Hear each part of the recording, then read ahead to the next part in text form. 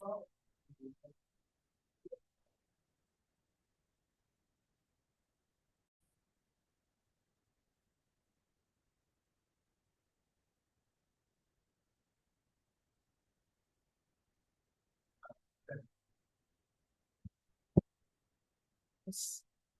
Evening to all. இன்னைக்கு நம்ம இங்க வந்திருக்க நோக்கம் என்ன அப்படின்னு பாத்தீங்கன்னா, டிஜிட்டல் அசெட்ஸ் அப்படிங்கிற விஷயத்த பத்தி தெரிஞ்சுக்கிறதுக்காக தான் வந்திருக்கோம். இந்த டிஜிட்டல் அசெட்ஸ் அப்படிங்கிறது பாத்தீங்கன்னா டிஜிட்டல் கரன்சி, அதாவது கரன்சி பர்பஸாகவும் பயன்படுகிறது. அதாவது இன்னைக்கு இருக்க கரன்சிக்கான ஒரு மாற்றுன்னு சொல்றாங்க. அசட்டுன்னு சொல்றீங்க, கரன்சின்னு சொல்றீங்க, ரெண்டுல எது அப்படின்னு சொல்லி கேட்டீங்கன்னா இத பத்தி நம்ம பார்ப்போம். இது இத பார்க்கணும்னா முதல்ல ஆரம்ப கட்டத்துல இருந்து இந்த பணப்பரிவர்த்தனை எப்படி இருந்துச்சுங்கிறத நம்ம போகும்போதுதான் இதை நம்ம புரிஞ்சுக்க முடியும். சோ அந்த காலத்துல பாத்தீங்கன்னா முதல்ல பண்டமாற்று முறை இருந்துச்சு. உங்களுக்கு தெரியும், அவரவர் தோட்டத்துல விளையிறத இன்டர்சேஞ்ச் பண்ணிக்கணும். சோ இப்ப உங்ககிட்ட அரிசி இருக்கு, என்கிட்ட காய்கறி இருக்கு, தேவைன்னா மாற்றிக்கிருவோம். அப்ப என்னுடைய தேவை, உங்ககிட்ட அரிசி இருக்கு, ஆனா உங்களுக்கு வேற ஒரு பருப்போ பயரோ தேவை, நீங்க வேற உங்களை தேடி கொடுத்துறீங்க. அப்ப என்னுடைய தேடல் இன்னொருத்தர்கிட்ட போயிடுது இல்லைங்களா? அப்படி போகும்போது அப்ப அதை வாங்குறதுக்கு நான் அவங்கள தேடி போகணும். சோ இந்த மாதிரி ஒரு மிஸ் அண்டர்ஸ்டாண்டிங் ஸ்டாப் ஆகணுங்கிற தேடல்ல உருவாக்கப்பட்டதுதான் ஒரு காமன் டிரான்சாக்ஷன் மீடியம் அப்படிங்கிறதுக்காக உருவாக்கப்பட்டதுதான் இந்த கற்களால் ஆன நாணயம். இந்த தேடல்ல பாத்தீங்கன்னா இந்த கற்களால் ஆன நாணயம் ஈஸியா கிடைச்சது. இத சுலபமா உருவாக்கிட முடியும். அப்ப சர்ப்ளஸா நிறைய கிடைக்கிற இந்த விஷயத்த வச்சு ஒரு நாட்டோட பொருளாதாரத்தை சீர்திருத்த முடியும்ன்ற ஒரு நம்பிக்கை வெகு சுலகத்துல இந்த கவர்மெண்ட் இழந்துட்டாங்க. சோ இதுக்கு ஒரு மாற்று வேணுங்கிற தேடல் அடுத்த கட்ட நகர்வுக்கு போச்சுங்க. எப்பயுமே ஒரு தேவை ஒன்று ஏற்பட்டால்தான் தேடல் ஏற்படும், தேடலின் பால் உருவாக்கம் ஏற்படும் இல்லைங்களா?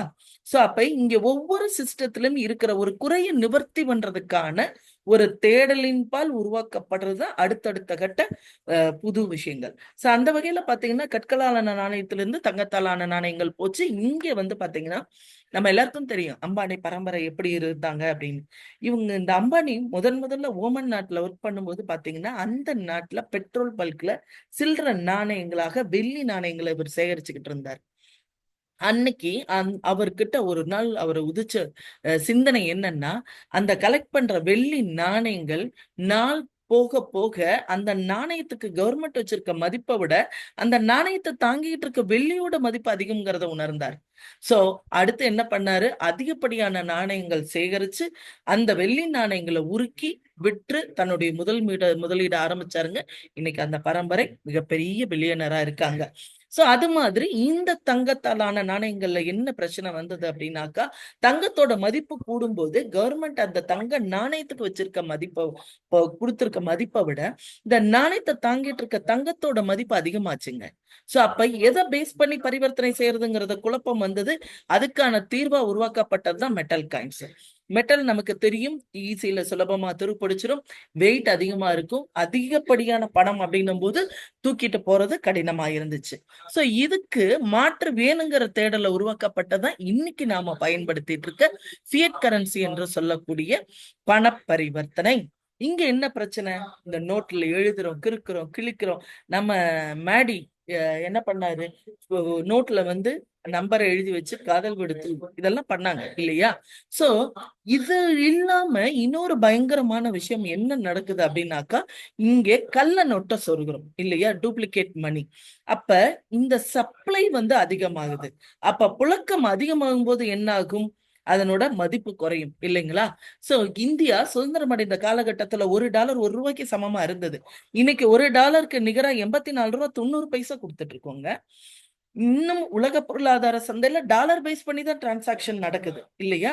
அப்ப நமக்கு தேவையான $1 மதிப்புள்ள பொருளை உலக பொருளாதார சந்தையில வாங்கும்போது நாம எவ்வளவு கொடுத்து வாங்க வேண்டியிருக்கு? 84 ரூபாய் 90 பைசா, கிட்டத்தட்ட 85 ரூபாய். நம்மளோட உழைப்பும் 85 மடங்கு கொடுக்க வேண்டியிருக்கு இல்லையா? சோ இந்த டிஃபரன்ஸ் இதத்தான் பணவீக்கம், இன்ஃபிளேஷன் அப்படின்னு சொல்லுவாங்க. சோ இதுக்கு ஒரு மாற்றாக ஒண்ணு கண்டுபிடிக்கணும்ன்ற தேடல்ல வந்ததுதான் போன்பே, ஜிபே, இது இல்லாம அந்த கிரெடிட் கார்டு, டெபிட் கார்டு இத்தனை வந்தும் என்னங்க பிரயோஜனம்? பட் இதுக்கான சொல்யூஷன் வரல. இதனுடைய அடுத்த கட்ட தேடல்ல தான் அவங்க என்ன கண்டுபிடிச்சாங்க? சென்ட்ரல் பேங்க் டிஜிட்டல் கரன்சி என்று சொல்லக்கூடிய நம்மளுடைய ரூபா நோட்டே டிஜிட்டல் கரன்சியாக இதோ 20 ரூபாய், 50 ரூபாய், 100 ரூபாய், 200 ரூபாய், 500 ரூபாய் இருக்குங்க. 50 பைசா ஒரு ரூபாய் கூட டிஜிட்டலா இருக்கு. அப்ப இது பிளாக் செயின் அப்படிங்கிற டெக்னாலஜி பேஸ் பண்ணி உருவாக்கப்பட்டது. இது பாத்தீங்கன்னா ஒரு 2-3 வருடங்களுக்கு முன்னாடியே 4 முக்கியமான நகரங்கள்ல இது வந்து புழக்கத்துக்கு வந்துருச்சு. ஒரு பைலட் லான்ச்சிங் ஆக விட்டு இதனோட பயன்பாடு எப்படி இருக்கு, இதுல என்னென்ன ப்ராப்ளம்ஸ் இருக்கு, இதை ஓவர் கம் பண்ணணும்னு அதுக்கான டெக்னிக்கல் அப்டேஷனோட இந்த சென்ட்ரல் பேங்க் டிஜிட்டல் கரன்சி வெகு சீக்கிரத்துல அப்டேட்டட் வெர்ஷன் இந்தியா முழுவதும் வரப்போகுதுங்க. அப்ப இன்னைக்கு நாம ரூபா பயன்படுத்திக்கிட்டு இருக்கோம் இல்லையா, பிசிக்கல் மணி, இது முற்றிலுமாக அழிந்து டிஜிட்டல் கரன்சி மட்டுமே இருக்க போகிறது. இந்த சென்ட்ரல் பேங்க் டிஜிட்டல் கரன்சி நம்ம நாட்டுல மட்டும் இல்லைங்க, உலகத்துல இருக்க பெரும்பாலான நாடுகள், எல்லா நாடுகளுக்கும் இதே பிரச்சனை தான். சோ அந்த தேடல்ல இன்னைக்கு எல்லா நாடுகளுமே இந்த சென்ட்ரல் பேங்க் டிஜிட்டல் கரன்சிக்கு மாறிக்கிட்டு இருக்காங்க. சோ இதனுடைய உச்சகட்ட பரிணாமமாக உருவாக்கப்பட்டதுதான் ஒன் வேர்ல்டு ஒன் கரன்சின்னு சொல்லக்கூடிய கிரிப்டோ கரன்சி. சரி, இந்த ஒன் வேர்ல்டு ஒன் கரன்சி என்பது என்ன? எதுக்காக இந்த ஒன் வேர்ல்டு ஒன் கரன்சி கேள்வி வருது இல்லையா? இன்னைக்கு ஏற்றுமதி இறக்குமதி இல்லாத நாடுகளே இல்லைங்க. இன்னைக்கு எல்லாமே நம்மளுடைய வாழ்க்கை சார்பு வாழ்க்கை, ஒருத்தர் சார்ந்துதான் இருக்கும். அப்ப இன்னைக்கு நான் சைனால இருந்து ஒரு பொருள் இறக்குமதி செய்யறேன். 1,00,000 ரூபாய் மதிப்புள்ள அந்த பொருள், நான் அந்த பொருளுக்கு நான் எப்படி பணம் செலுத்தணும்? என்னுடைய ஐஎன்ஆர் அவங்க அக்செப்ட் பண்ணிக்கிறவாங்களா? இல்ல. அப்ப அந்த நாட்டு பணமா யுவானா நம்ம செட்டில் பண்ணணும். அப்ப நேரடியா டைரக்டா ஐஎன்ஆர்ல இருந்து யுவானா மாத்த முடியுமா அப்படின்னா கிடையாது. அப்ப அதுக்கு முன்னாடி என்ன சொல்றாங்க? ஐஎன்ஆர்ல இருந்து டாலரா மாத்தணும். அதுக்கு டாக்ஸ், ஃபீஸ், ஜிஎஸ்டி ஏகப்பட்டது. ஒரு ஆவரேஜா $5 வச்சுக்கிறோம். மீண்டும் அந்த டாலர்ல இருந்து யுவானா மாத்தணும். அதுக்கு ஒரு 5%. சோ ஆக 10% முழுசா காலியாகி என்னுடைய 1,00,000 ரூபாயினுடைய மதிப்பு 90,000 குறைந்து விடுகிறது. அப்ப இந்த 90,000 அவங்க அக்செப்ட் பண்ணிக்கிறவாங்களா? இல்ல. அப்ப நான் நிர்பந்தத்தின் பேரில் வேற வழியே இல்லாம 1,00,000 ரூபாய் மதிப்புள்ள பொருளை 1,10,000 கொடுத்து வாங்க வேண்டியிருக்கு இல்லையா? அப்படி வாங்கின பொருள நான் மற்றவங்களுக்கு விற்கும் போது அதுக்கு எனக்கு அடிஷனல் லாபம் வச்சுதான் நான் கொடுக்கணும். அப்ப அந்த பொருளுடைய விலை இயல்பாகவே கூடிருது இல்லைங்களா? சோ யாருக்கு கொடுப்பேன்? மக்களுக்கு கொடுப்பேன். அப்ப மக்கள்ல ஒருத்தி தான் நான், எனக்கும் அதுதான். அப்ப இந்த அன்றாடம் வாங்கக்கூடிய பொருள்களின் விலை உயர்றதுக்கு இதுதான் மிக முக்கிய காரணமாக இருக்கு. சோ அந்த வகையில பாத்தீங்கன்னா இந்த வேர்ல்டு ஃபுல்லா இருக்கக்கூடிய இந்த டிரான்சாக்ஷனுக்கு ஒரு காமன் கரன்சி அப்படி என்பது இருந்தால் இந்த பிரச்சனை வராதுன்னு முடிவு பண்ணாங்க. அந்த வகையில கரன்சி என்பது பார்டர் கடக்கும் போது மதிப்பை இழக்கிறது. அப்ப பார்டர் கடந்தாலும் மதிப்பிழக்காம இருக்கக்கூடியது என்ன அப்படின்னு தேடும் போது கிடைத்த விடை என்ன அப்படின்னா கமாடிட்டி, பொருட்கள், பண்டம், தங்கம், வெள்ளி, சக்கரை, உப்பு, காய்கறி, நம்ம கண்ணு முன்னாடி பார்க்கிற அத்தனை பொருள்களுமே பண்டம், கமாடிட்டி. அப்ப கமாடிட்டி என்பது பார்டர் கடந்தாலும் மதிப்பிழக்காது. இன்னைக்கு ஒரு 1,00,000 மதிப்புள்ள ஒரு கோல்டு நம்ம வாங்குறோங்க. அப்ப வாங்கும்போது பாத்தீங்கன்னா அத பார்டர் கடந்து நான் சைனால கொண்டு போய் விற்கிறேன்னா இந்த டிரான்சாக்ஷன் ஃபீ அந்த மாற்றம் இல்லாம இந்த கோல்டுக்கு நிகரான அந்த நாட்டோட யுவான் நான் வாங்கிட முடியும் இல்லையா? சோ அப்ப பார்டர் கடந்தாலும் மதிப்பிழக்காம இருக்கக்கூடிய பண்டம் வடிவுல ஒரு கரன்சி வேணும் அப்படின்னு சொல்லி சொன்னாங்க. அந்த தேடல்ல வந்து பாத்தீங்கன்னா இன்னைக்கு இருக்க ஸ்பீடு வேர்ல்டுல நம்ம வந்து அரிசி பருப்பு கொடுத்துட்டு நமக்கு தேவையான பெட்ரோல் டீசல் போடுறதோ, நான் சக்கரை ஏற்றுமதி பண்றேன் நீ உப்பு இறக்குமதி பண்ண அப்படி சொல்றதோ நம்ம பண்ண முடியாது. அப்ப இன்னைக்கு இருக்க ஃபாஸ்ட் வேர்ல்டு இல்லையா? அப்ப இன்னைக்கு இந்த ஸ்பீடு வேர்ல்டுல படிச்சவங்க, படிக்காதவங்க, ஏழை, பணக்காரங்க, வயசானவங்க, குழந்தைங்க, இந்த எந்த டிஃபரன்ஸ் இல்லாம உலகத்துல இருக்க எல்லா கேட்டகரி பீப்புளையும் ஆக்குப்பை பண்ணிருக்க ஒரே விஷயம் டெக்னாலஜி தாங்க. சோ அதனால இந்த முறை டெக்னாலஜி வடிவுல ஒரு பண்டம் உருவாக்கணும்னு முடிவு பண்ணாங்க. அந்த சஜஷனை பயன்படுத்தி பிளாக் செயின் டெக்னாலஜி கொண்டு முதலில் உருவாக்கப்பட்டதுதான் இந்த பிட்காயின். சரிங்களா? இந்த பிளாக் செயின் டெக்னாலஜின்ற ஒரு வார்த்தை வந்தனே புதுசா எதையும் கண்டுபிடிச்சிட்டாங்கன்னு தோணுது இல்லையா? அதுதாங்க இல்ல. இந்த பிளாக் செயின் டெக்னாலஜினா என்னன்னு நம்ம பார்ப்போம். சரி, இந்த பிளாக் செயின் டெக்னாலஜி என்பது என்னன்னா, நம்ம இன்னைக்கு வாழ்ந்துட்டு இருக்க இந்த லைஃப் ஸ்டைல் மனுஷன் உருவான காலத்துல இருந்து அந்தந்த காலகட்டத்துக்கு ஏத்த மாதிரி உணவு, உடை, உறைவிடம், போக்குவரத்து இப்படி எல்லா வகைகளிலுமே நம்ம அப்கிரேட் ஆகி இன்னைக்கு நம்ம வாழ்ந்துட்டு இருக்க லைஃப் ஸ்டைலே வேற இல்லைங்களா? அது மாதிரி 4000 வருஷத்துக்கு முன்னாடி எகிப்தியரும் இந்தியர்களும் சீக்ரெட் மெசேஜ் டிரான்ஸ்மிஷன், அதாவது ஒற்றர்கள் தூது அனுப்புவதற்காக பயன்படுத்திய கிரிப்டோகிராஃபி அப்படிங்கிற டெக்னிக்கோட கம்ப்யூட்டர் ப்ரோக்ராமிங் வடிவம் தான் இந்த பிளாக் செயின் டெக்னாலஜி. அதாவது இன்னும் புரியுற மாதிரி சொல்றேன். அந்த காலத்துல கவர்மெண்ட் என்ன பண்ணாங்க, நம்மளோட டேட்டா எல்லாத்தையும் லெட்ஜர்ல வச்சிருந்தாங்க இல்லையா?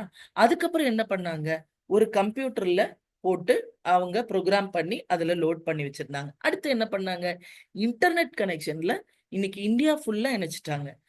ஃப்ளட் வந்துச்சுல்லுங்க, மழை போன மாசம் போன வாரத்துல ஹெவி மழை இருந்தது தொடர்ந்து. அந்த மழை சமயத்துல மொத்த இன்டர்நெட்டே ஸ்டக் ஆச்சு இல்லைங்களா? அப்ப என்ன ஆகுது, ஸ்டக் ஆகும்போது நம்மளோட அன்றாட வேலைகள், சாதாரண வேலைகள் கூட பாதிப்படைஞ்சது. இன்டர்நெட் இல்லைன்னா சிஸ்டமே இல்லைன்ற அளவுக்கு வந்துருச்சு இல்லையா? சோ அந்த மாதிரி 4000 வருஷத்துக்கு முன்னாடி எகிப்தியர்களும் இந்தியர்களும் பயன்படுத்திய இந்த கிரிப்டோகிராபிக் டெக்னிக்கோட கம்ப்யூட்டர் ப்ரோக்ராமிங் வடிவம் தான் பிளாக் செயின். அப்ப இது எப்படி நடந்துச்சு தெரியணும் இல்லையா? சோ அது என்ன பண்றாங்கன்னா, ஒரு பர்டிகுலர் சைஸ் உருளை எடுத்துக்கிட்டு ஒரு விலங்கோட தோலை எடுத்து ரிப்பன் மாதிரி கட் பண்ணிக்கிறாங்க. கட் பண்ணிட்டு அத அந்த உருளையில வச்சு இப்படியே சுத்திக்கிருவாங்க. அப்ப சுற்று இங்க ஆரம்பிக்கும் இல்லையா? ஆரம்பிச்சு ஒரு சுற்று வந்ததுக்கு அப்புறம் தான் அடுத்த எழுத்து வரும். இப்படிதான் எழுதும். அப்ப அடுத்த சுற்று வரும்போது அடுத்த எழுத்து அப்படி இருக்கும். இத மறுபடியும் எடுத்து ஸ்ட்ரெச் பண்ணோம்னா இந்த வார்த்தைகள் கோர்வையாக இருக்காது. ஒரு எழுத்துக்கு இன்னொரு எழுத்துக்கு இடையில ஒரு உருளையோட வடிவம், அந்த சர்க்கிள் டிஃபரன்ஸ் இருக்கும் இல்லைங்களா? கோர்வையாக இருக்காது. யாருக்கு போய் சேரணுமோ அவங்களுக்கு உருளையோட சைஸ் முதல்லயே தகவல் போயிரும். அதுக்கப்புறம் இந்த தகவல் அவங்க கைக்கு போய் இத சரியான முறையில கோடிங் என்கோடிங்னு சொல்லுவாங்க. அத படிக்கும் போதுதான் எக்ஸாக்ட் மெசேஜ ரீட் பண்ண முடியுங்க. இல்லைன்னா படிக்கவே முடியாது. சோ இதுக்கு ஒரு எக்ஸாம்பிள் வந்து சொல்லணும்னு பார்த்தோம்னா, சூட்கேஸ்ல இருக்க நம்பர் லாக்கிங் சிஸ்டம். இத கண்டுபிடிக்கிறது அவ்வளவு சுலபம் கிடையாது.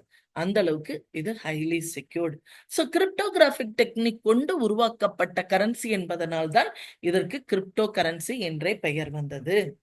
அடுத்து பாத்தீங்கன்னா, இந்த பிளாக் செயின் டெக்னாலஜி நமக்கு எந்த அளவுக்கு ஹை செக்யூரிட்டி அப்படிங்கிறத பார்ப்போம். சி இந்த பிளாக் செயின் டெக்னாலஜில உருவாக்கப்பட்ட எதையும் எடிட் பண்ண முடியாது, டெலிட் பண்ண முடியாது, மேனிபுலேட் பண்ண முடியாதுங்க. Highly secured. எப்படி அப்படின்னாக்கா, இன்னைக்கு நம்ம நார்மலா உங்களோட கம்ப்யூட்டர்ல ஒரு சிஸ்டம், ஒரு மெசேஜ் தேடுறீங்கன்னா மெயில். அண்ணா கொஞ்சம் மியூட் போட்டுக்கங்கண்ணா. மெயின் சர்வர் இருக்கும், அதுல இருந்து தான் நமக்கு டேட்டா வரும். பட் இங்க வந்து பாத்தீங்கன்னா, இந்த சிஸ்டத்துல கனெக்ட் ஆயிருக்க ஒவ்வொரு நோடுமே சர்வராக இருக்கும். இருக்கிற எல்லா மெசேஜும் இந்த எல்லா சர்வர்லயும் ஷேர் ஆகி ஸ்டோர் ஆயிருக்கும். எப்ப நம்ம ஆக்டிவ் ஆகிறோமோ நம்ம ஒரு சர்வராக மாறிடுவோம். சோ அந்த மாதிரி ஷேர் ஆகி ஸ்டோர் ஆயிருக்க இந்த டேட்டாவை ஹேக் பண்றது சாத்தியமே இல்லை.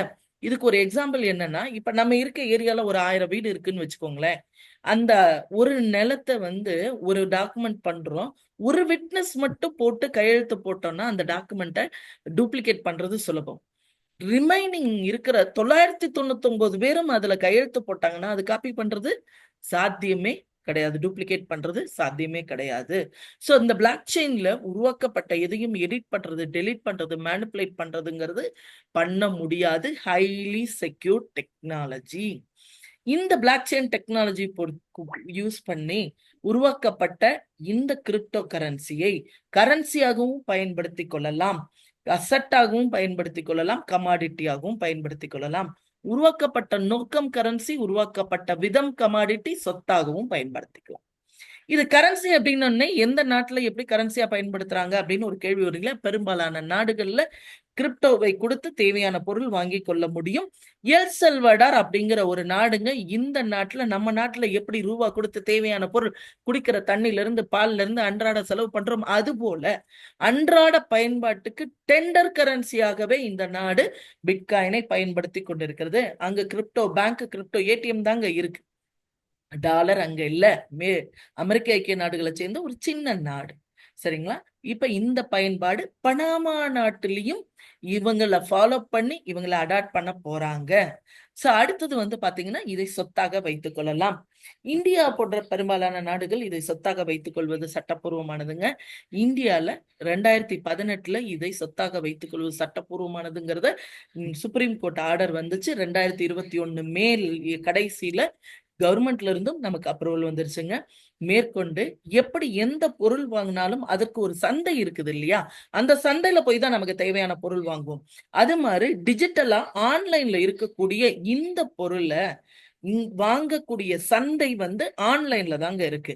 அந்த ஆன்லைன்ல இருக்கக்கூடிய அந்த சந்தைக்கு பேரு எக்ஸ்சேஞ்ச் அப்படின்னு சொல்லுவாங்க. யாரோ ஹேண்ட் ரைஸ் பண்ணிருக்கீங்க. மேம் நேத்து ஒரு அமெண்ட்மெண்டோட பேப்பர் போட்டு விட்டுருக்கீங்க குரூப்ல, அது என்ன மேம்? அது முடிச்சிட்டு பேசுவோம் கண்ணு. பிரசன்டேஷன் முடிச்சுக்கோ. Okay ma'am.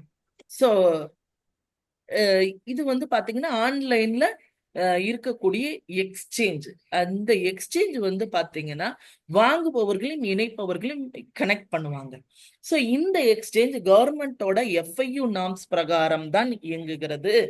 இந்த எக்ஸ்சேஞ்சில் பாத்தீங்கன்னா நம்மளோட ஆதார் கார்டு, பேன் கார்டு, நம்மளோட பேங்க் KYC நாம்ஸ் இதெல்லாம் அட்டாச் பண்ணி நம்ம அக்கௌண்ட்ல இருந்து பணம் போட்டு நமக்கு தேவையான காயினும் வாங்கிக்கலாம். அதே மாதிரி விற்று பணமாக எடுக்கும்போது நம்ம பேங்க் அக்கௌண்ட்டுக்கு தான் கிரெடிட் ஆகும். கவர்மெண்ட் அனுமதியோட தானங்க நடக்குது. அனுமதி இல்லாத FIU நாம்ஸ் இல்லாத எக்ஸ்சேஞ்சஸ் இங்கே இயங்காது. URL இந்தியாக்குள்ள இயங்க முடியாது. சரிங்களா? சோ மேற்கொண்டு பாத்தீங்கன்னா இன்னும் ஒருபடி மேல போய் நம்ம எந்த டாக்ஸ் இருக்கு இல்லையா, கவர்மெண்ட் டாக்ஸஸ். ஸோ அந்த வகையில கிரிப்டோக்கான டாக்ஸ் ஒரு காலமே கவர்மெண்ட் கொடுத்துட்டாங்க. இங்க நம்ம கிரிப்டோல சம்பாதிக்கிற லாபம் இருக்கு இல்லைங்களா, அந்த லாபத்துல 30% டாக்ஸ் உண்டுங்க. ஸோ அப்ப கவர்மெண்டோட அனுமதியோட தான் இது எங்கிறது, அதனால பயப்பட வேண்டிய அவசியம் இல்லை. இது இப்படிப்பட்ட இந்த சொத்தை நாம ஏன் வாங்கணும்ன்ற ஒரு கேள்வி வருது இல்லையா, அதுக்கு நான் சொல்றேன். அருண் சார் எக்கோ ஆகுது பயங்கரமா, கதவு சாத்து. சாரி. இந்த டிஜிட்டல் அசட்டுக்கு 4 முக்கியமான குவாலிட்டிஸ் இருக்குங்க. 1 போர்ட்டபிலிட்டி, 2வது 24/7 லிக்விடிட்டி, 3வது பிளாக் செயின் செக்யூரிட்டி, 4வது ஹை அப்ரிசியேஷன். போர்ட்டபிலிட்டி அப்படிங்கிறது என்னன்னா ஆன்லைன்ல இருக்கக்கூடிய இந்த சொத்துக்களை எப்படி உங்களோட போன்பே ஜிபேல உங்களுக்கான பணத்தை வச்சிருக்கீங்க, அது மாதிரி ஆன்லைன்ல தான் உங்க போன்ல தான் இந்த சொத்துக்களை வைத்துக் கொள்வதற்கான வேலட் இருக்க போது அங்கதான் நீங்க வச்சுக்க போறீங்க. இன்னைக்கு நம்ம போனு நம்ம உட்கார்ந்துருக்க சேர்ல இருந்து அடுத்த சேருக்கு நகர்ந்தா கூட போன் எடுத்துட்டு தாங்க நகரம். வீட்டுக்கு யாரோ வந்திருக்காங்க பாக்கணுமா, அதுக்கு வீட்டு வாசல் முன்னாடி போனா கூட போனை தூக்கிட்டு தான் போறோம் இல்லையா? சோ மொபைல் இல்லாம இல்ல, நம்ம மொபைல் இருந்த உள்ள சிப்பு வைக்கல நம்ம உடம்புல, அவ்வளவுதான். அதுக்கு பதிலா நம்ம போனை கையிலேயே வச்சுட்டு இருக்கோம். சோ வேறவர் விகோ நம்மளுடைய சொத்துக்களையும் நாம கையோடு கொண்டு போகலாம். அடுத்தது 24/7 லிக்விடிட்டி. இன்னைக்கு எந்த ஒரு கமாடிட்டியுமே நீங்க 24/7 வாங்க முடியாதுங்க. ஈவன் பெட்ரோல் டீசல் முதற்கொண்டு நிறைய பெட்ரோல் பல்கெல்லாம் ஃபுட் 24 ஹவர் இயங்குறது இல்லை. பட் ஆனா இந்த எக்ஸ்சேஞ்சஸ்ல 24 மணி நேரத்துல எனி டைம், மிட் நைட் 1 மணி 2 மணில, பகல்ல எத்தனை மணி, எனி டைம் உங்களுக்கு வேணும்ன்ற நேரத்துல நீங்க உங்களுடைய சொத்துக்கள் மொபைல்ல இருக்கிறத உங்களோட வேலட்ல இருக்கிறத எக்ஸ்சேஞ்சுக்கு மாத்தி விற்று உங்களுடைய அக்கௌண்ட்டுக்கு பணம் எடுத்து கொள்ளலாம். அடுத்தது வந்து பாத்தீங்கன்னா பிளாக் செயின் செக்யூரிட்டி. நம்ம பார்த்தோம் இல்லையா, பிளாக் செயின்ல உருவாக்கப்பட்ட எதையும் எடிட் பண்ண முடியாது, டெலிட் பண்ண முடியாது, ஹைலி செக்யூர்ட். ஸோ அந்த மாதிரி ஹைலி செக்யூர்டான டெக்னாலஜி செக்யூரிட்டி வந்து இந்த டிஜிட்டல் அசட்டுக்கு இருக்கிறது. 4வது ஹை அப்ரிசியேஷன். இந்த ஹை அப்ரிசியேஷன் அப்படிங்கிறது நம்ம அன்றாட உழைச்சு சம்பாதிக்கிறோம்லங்க, அப்படி அன்றாட உழைச்சு சம்பாதிச்ச பணத்தை எதுல போடுறோமோ அதுல ஹை ப்ராஃபிட் வரணும் தானே எதிர்பார்ப்போம். அந்த வகையில எங்களுக்கு ஒரு விஷயம் நான் இங்க சொல்லிக்கிறேன். ஒவ்வொரு வருஷமும் நம்ம கையில இருக்க பணத்தோட மதிப்பு குறைஞ்சுக்கிட்டே இருக்கு. வருஷத்துக்கு 7% பணத்தோட மதிப்பு குறையுது. அதாவது இன்னைக்கு 1,00,000 நம்ம ஹால் ஃபுல்லா ஒரு லிஸ்ட் ஆஃப் ப்ராடக்ட் வாங்குறோம்னா அடுத்த வருஷம் அதே லிஸ்ட் ஆஃப் ப்ராடக்ட் வாங்குறதுக்கு 1,07,000 கொடுக்க வேண்டியிருக்குங்க. சோ அந்த வகையில பாத்தீங்கன்னா இந்த இன்ஃபிளேஷன் அப்படிங்கிறது இதுதான். இந்த வேல்யூ டிஃபரன்ஸ், பணம் மதிப்பு குறையிறது, பண வீக்கம். அப்ப இந்த இன்ஃபிளேஷனோட தாக்கம் அதிகமா இருக்குது. கடந்த மாதம் நான் ஒரு ஆர்டிக்கல்ல படிச்சதுல கண்டுபிடிச்சது என்னன்னா, நம்ம அன்றாட கஷ்டப்பட்டு சம்பாதிக்கிற பணம் வந்து பாத்தீங்கன்னா மதிப்பை இழந்துகிட்டே இருக்கு. அப்ப பணத்தை கையில வைக்காத, பணத்தை எதுலயாவது முதலீடு போடு. அப்படி முதலீடு பண்ணாதான் பணம் பெருகும். அப்படி பெருகும் போது நீ எதுல இன்வெஸ்ட் பண்றியோ வர்ற ப்ராஃபிட் இன்ஃப்ளேஷன் தாக்கத்தை விட அதிகமா இருக்கிற மாதிரியான ஒரு இன்வெஸ்ட்மெண்ட்ல போடு அப்படின்னு சொன்னோம். நான் உங்களுக்கு சொல்றேனே பாருங்க. இப்ப நம்ம கையில 1,00,000 பணம் இருந்து 8 வருடங்களுக்கு முன்னாடி பல்வேறு துறைகள்ல போட்டிருக்கோம்னு வச்சுக்கோங்க. பேங்க்ல டெபாசிட் பண்ணிருக்கோம். அந்த 1,00,000 கிட்டத்தட்ட 8 வருஷத்துல 64% வந்துடும். வருஷத்துக்கு 7%னா 8 வருஷத்துக்கு எவ்வளவு? 56%. அப்ப 56% இன்ஃப்ளேஷன் இந்த ப்ராஃபிட்ல கழிஞ்சிச்சுன்னா மிச்சம் எவ்வளவு இருக்கும்? ஜஸ்ட் 8% தான் ரியல் ப்ராஃபிட். இதே கோல்டுல போட்டோம்னா 89% ப்ராஃபிட். ஆனா மியூட் போட்டுக்கோங்கண்ணா. 89% ப்ராஃபிட். அந்த 56% போச்சுன்னா மிச்சம் 33% தான் ரியல் பெனிஃபிட்டுங்க. ஷேர்ல போட்டிருந்தோம்னா 100% வளர்ந்திருக்கும். இதுல 56% போச்சுன்னா 44% தான் ரியல் ப்ராஃபிட். லேண்ட்ல போட்டிருந்தோம்னா 200% வந்திருக்கும். 56% போச்சுன்னா 144% தான் ரியல் ப்ராஃபிட். இதே கிரிப்டோல முதலீடு பண்ணியிருந்தோம்னா 8 வருடங்களுக்கு முன்னாடி நம்ம கையில இருந்த 1,00,000 2 பிட்காயின் வாங்கியிருப்போம். இன்னைக்கு இந்த பிபிடி ரெடி பண்ணும்போது பாத்தீங்கன்னா கிட்டத்தட்ட 85 லட்சம் வந்துருச்சுங்க. 1,70,00,000. இதனோட பர்சன்டேஜ் growth வந்து பாத்தீங்கன்னா 16,900%. இன்னைக்கு ரேட் வந்து கிட்டத்தட்ட 1 கோடியை தொற்றுத்து 95 லட்சம், கிட்டத்தட்ட 2 கோடி வந்துருச்சுங்க. இந்த 16,900%ல நமக்கு 56% கழிச்சோம்னா 16,844% ப்ராஃபிட். இங்கெல்லாம் 200ல 56 போச்சுன்னா 144. இந்த இன்ஃபிளேஷனோட தாக்கம் பாதிக்குது இல்லையா? இந்த 100ல 56 போச்சுன்னா 44 தான், 89ல 56 போச்சுன்னா 33 தான், 64ல 56 போச்சுன்னா 8% தான். சோ இன்ஃபிளேஷனோட பாதிப்பு நமக்கு தெரியுது. ஆனா வேற இந்த 16,900% அப்படின்னும் போது இன்ஃபிளேஷனோட தாக்கம் நமக்கு பெருசா பாதிக்காது. ஒண்ணும் இல்லைங்க, சிம்பிள். இன்னைக்கு நம்ம 1 கிலோ அரிசி வாங்குறோம். எவ்வளவு விலை? 72 ரூபாய். நாளைக்கு நம்ம குழந்தைங்க அவங்க குடும்பம் சொல்லி வரும்போது கண்டிப்பா அரிசியோட விலை உயர்ந்திருக்குமா? நிச்சயமா உயர்ந்திருக்கும். நம்ம தாத்தா பாட்டி சம்பாதிச்ச சொத்து நம்ம அம்மா அப்பாவுக்கு போதுமானதா இல்லைங்க. நம்ம அம்மா அப்பா சம்பாதிச்ச சொத்து நமக்கு போதுமானதா இல்ல. நிச்சயமா நம்ம சம்பாதிக்கிற சொத்து நம்ம குழந்தைகளுக்கு போதுமானதாக இருக்காது. ஏன்? இந்த இன்ஃபிளேஷனோட தாக்கம். அப்ப இந்த கிரிப்டோல போடும்போது இந்த இன்ஃபிளேஷன் தாக்கத்தை தாண்டி நமக்கு அதிகப்படியான ப்ராஃபிட் வருது. Excuse me sir.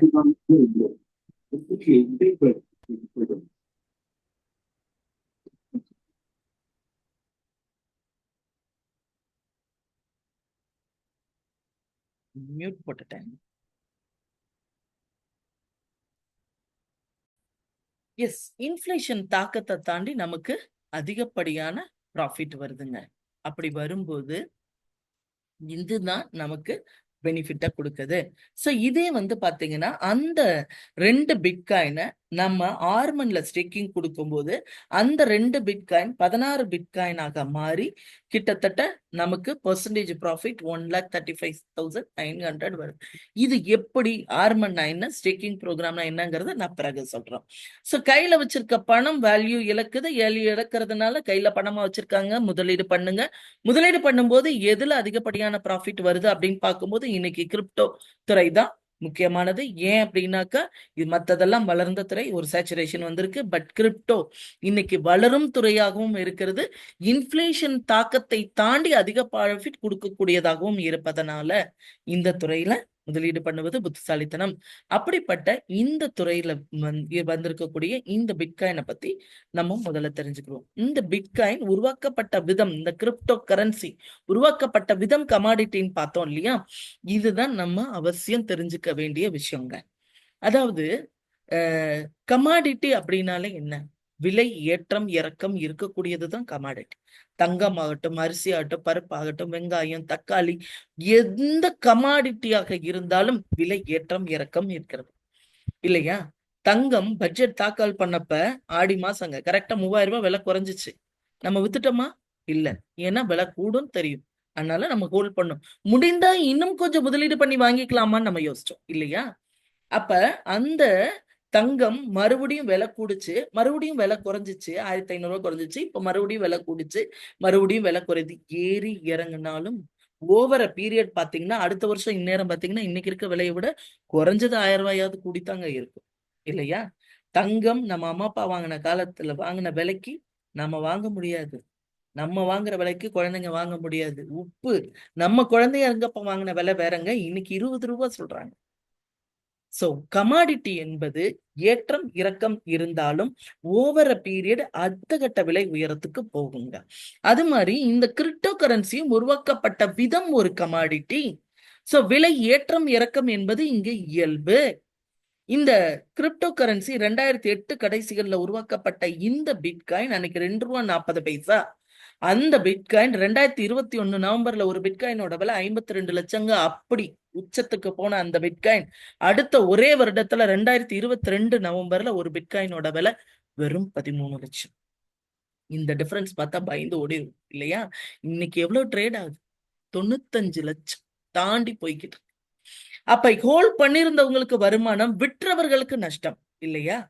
சோ இங்க இது உருவாக்கப்பட்ட விதம் கமாடிட்டிங்கிறதுனால விலை ஏறினால் நிச்சயம் இறங்கும், இறங்கினால் நிச்சயம் ஏறும். ஏற்றம் இறக்கம் என்பது கமாடிட்டிஸோட இயல்பு, நேச்சர். இறங்கும் போது விற்க கூடாது, ஹோல்ட் பண்ணணும். கொக்கு எப்படி காத்திருக்கு தன்னுடைய இறைக்காக, அது போல காத்திருக்கணும் பொறுமையாக. அதுக்குதான் இந்த இண்டஸ்ட்ரியில என்ன சொல்லுவாங்க, பேஷன்ஸ் இஸ் பவர்னு சொல்லுவாங்க.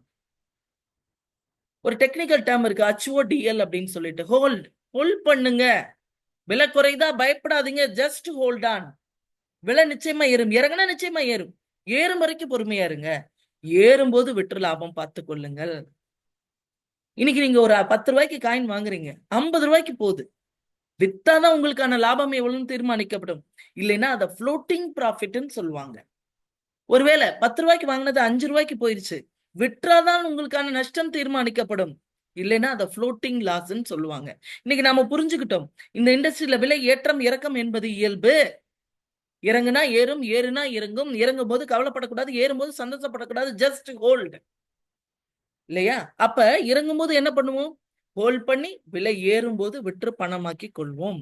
இந்த புரிதல் இல்லாதவங்க தான் இந்த பிளக்சுவேஷனை பார்த்து, விலை அப்படிங்கிறத பார்த்து பயப்படுறவங்க மட்டும்தான் எட்ட நின்று வேடிக்கை பார்ப்பாங்க. இன்னைக்கு நாம புரிஞ்சுக்கிட்டோம், எந்த அளவுக்கு ஏற்றம் இறக்கம் இருக்குதோ அது போல இதனுடைய விலையோட வளர்ச்சியும் பயங்கரமா இருக்கும். அதுதான் நமக்கு டிமாண்ட் சப்ளை பேஸ் பண்ணி தான் இந்த விலை ஏற்றம், வாங்குபவர்கள் விற்பவர்கள் பொறுத்துதான் இந்த விலை ஏற்றம் இறக்கம். இந்த விஷயம்தான் இந்த இண்டஸ்ட்ரியில நம்ம அவசியம் தெரிஞ்சு கொள்ள வேண்டியது. சரிங்க. அப்படிப்பட்ட இந்த கிரிப்டோ இண்டஸ்ட்ரியில எப்படி தங்கம், வெள்ளி, அரிசி, பருப்பு, சக்கரை, உப்பு ஒன்னொன்னு ஒரு ஒரு காரணத்துக்காக வெரைட்டி ஆஃப் கமாடிட்டிஸ் இருக்கு. உப்பு பயன்படுத்த வேண்டிய இடத்துல சர்க்கரையை பயன்படுத்த முடியாது, சர்க்கரை பயன்படுத்த வேண்டிய இடத்துல உப்பை பயன்படுத்த முடியாது இல்லையா? ஒன்னொன்னுக்கும் ஒரு ஒரு பயன்பாடு இருக்குது. அது போல இந்த துறையில 3 லட்சம் காயின் கிட்ட இருக்குங்க. பிட்காயின் கிரியேட்டட் ஃபார் நத்திங், அதை சொத்தாக மட்டுமே வைத்துக் கொள்ளலாம். அதன் பிறகு உருவாக்கப்பட்ட மற்ற காயின் எல்லாமே ஆல்ட் காயின்ஸ் சொல்லுவாங்க. இந்த காயின் எல்லாம் ஒவ்வொன்றும் ஒவ்வொரு பயன்பாட்டோட உருவாக்கப்பட்டிருக்கும். இந்த இண்டஸ்ட்ரியில 2 விதங்கள் இருக்குங்க. ஒன்னு காயின், இன்னொன்னு டோக்கன். இந்த காயின் என்பது ஓன் பிளாக் செயின் கொண்டு உருவாக்கப்பட்டது. நம்ம பார்த்தோம், பிளாக் செயின்ல ஓன் பிளாக் செயின்ல உருவாக்கப்பட்ட எதையும் எடிட் பண்ண முடியாது, டெலிட் பண்ண முடியாது, மேனிபுலேட் பண்ண முடியாது. டோக்கன் என்பது ஓன் பிளாக் செயின் இருக்காதுங்க.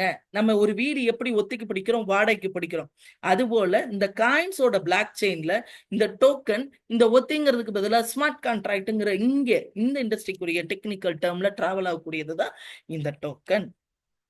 அப்ப இந்த இண்டஸ்ட்ரியில காயின்ஸ் அப்படின்னு பாத்தீங்கன்னா கிட்டத்தட்ட ஒரு 3000 காயின்குள்ளதாங்க இருக்கும் ஓன் பிளாக் செயின்ல. அதுல ஒரு பர்டிகுலர் காயினை பத்தி தான் நாம பார்க்க போறோம். அந்த காயினுடைய பேரு வெல்டெக்ஸ். நான் சொன்னேன் இல்லையா, ஒவ்வொரு காயினும் உருவாக்கப்பட்டதுக்கு ஒரு ஒரு பர்பஸ், ஒரு ஒரு காரணம் இருக்கும்னு. அது மாதிரி இந்த காயின் உருவாக்கப்பட்ட நோக்கம் பாத்தீங்கன்னா கான்பிடென்ஷியல் கம்ப்யூட்டிங், அந்த எக்கோசிஸ்டம் யூட்டிலிட்டி ஃபீச்சர்ஸ் உள்ள ஒரு காயின். அதாவது இன்னைக்கு எந்த அளவுக்கு டெக்னாலஜி வளர்ந்துருக்கோ அந்த அளவுக்கு நமக்கான செக்யூரிட்டியும் தொலைஞ்சுக்கிட்டு தாங்க இருக்கு. ஸோ அந்த பர்சனல் செக்யூரிட்டி கொடுக்கக்கூடிய ப்ராஜெக்ட்ஸை கையில வச்சுக்கிட்டு இண்டஸ்ட்ரியில சைலண்டா அக்ரெசிவா வளர்ந்துட்டு இருக்க ஒரு காயின் தாங்க பெல்டெக்ஸ். இதை பத்தி நம்ம பார்ப்போம். ஸோ இந்த காயின்ல நம்ம கம்யூனிட்டி தான் இன்வெஸ்ட் பண்ணியிருக்காங்களா அப்படின்னு பார்த்தா இல்லைங்க. டிடபிள்யூல அப்படின்னு சொல்லக்கூடிய இன்வெஸ்டர் வெஞ்சர் கேபிட்டலிஸ்ட் இவங்க $25 மில்லியன், பிட்கெட் வெஞ்சர்ஸ் இவங்க $3.5 மில்லியன், பிளாக் ஆல்பா இவங்க ஒரு $3 மில்லியன், டோட்டலாக $31.5 பில்லியன். அதாவது 265 கோடியே 80,69,225. இது 84 ரூபா 40 பைசா இருக்கும்போது போட்ட கால்குலேஷன். இன்னைக்கு 84.90 இன்னும் கூடும். ஸோ இந்த அளவுக்கு இன்வெஸ்ட்மெண்ட் பெல்டெக்ஸ்ல இந்த வெஞ்சர் கேபிட்டலிஸ்ட் மூலமா வந்திருக்குங்க. இது இல்லாம இந்த காயினோட கான்ஃபிடென்ஷியல் கம்ப்யூட்டிங் எப்படி இந்த மாதிரியான ஒரு விஷயத்தை இவங்கனால உருவாக்க முடிஞ்சிச்சு அப்படிங்கிறத இம்ப்ரெஸ் ஆகி ஜெர்மன்ல இருக்கக்கூடிய எர்லாங்கன் யூனிவர்சிட்டி இந்த காயினோட இந்த டெக்னாலஜியை எடுத்து ரிசர்ச் பண்ணிட்டு இருக்காங்க.